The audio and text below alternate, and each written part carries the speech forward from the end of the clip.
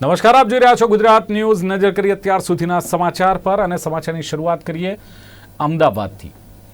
અમદાવાદમાં Kalupur railway station પાસેથી DCP zone 3ના squad દ્વારા 3 યુવકોને ₹100 અને 200ના દરની કુલ 300 જેટલી બનાવટી ચલણી નોટો સાથે ઝડપી લેવામાં આવ્યા છે।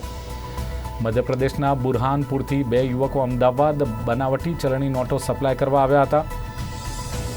પોલીસે આરોપી સરાફત હુસૈન અંસારી અને ફરદીન ખાન તેમજ સંજય ખખરાણીને ઝડપી લીધા।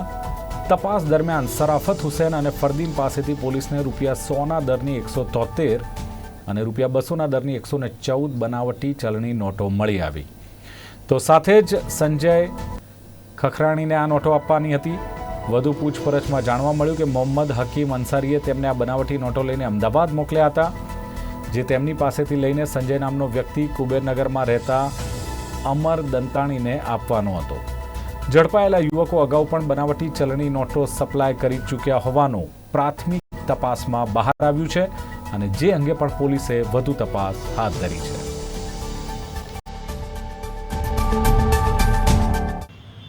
નકલી નોટનું જે છે એમાં કુલ ટોટલ 5 આરોપી છે, 3 આરોપી છે એમાં જે 3 આરોપી છે એમાં જે પહેલા નંબરનો આરોપી છે સરાફત હુસૈન એને એની જે એકાદ મહિના પહેલાના ઓળખીતા વોન્ટેડ આરોપી જે છે એમાં મોહમ્મદ હકીમ અંસારી એને નકલી નોટો રાખવા માટે આપેલી હતી।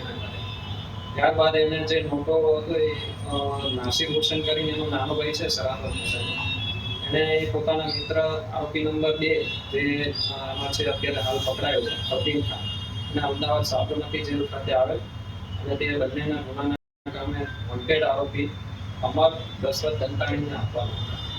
જે આપવા માટે જ્યારે અહીંયા આવેલા કાલુપુર રિક્ષામાં તમને આવ્યા ત્યારે એ લોકો પોલીસના હાથે પકડાઈ ગયા। એમાં જે નકલી નોટો જે છે એમાં 200ના દરની 119 નોટો છે અને 100ના દરની જે છે 173 નોટો છે અને રિક્ષા સાથે ટોટલ મુદ્દામાં છે 1,18,900 મુદ્દામાં।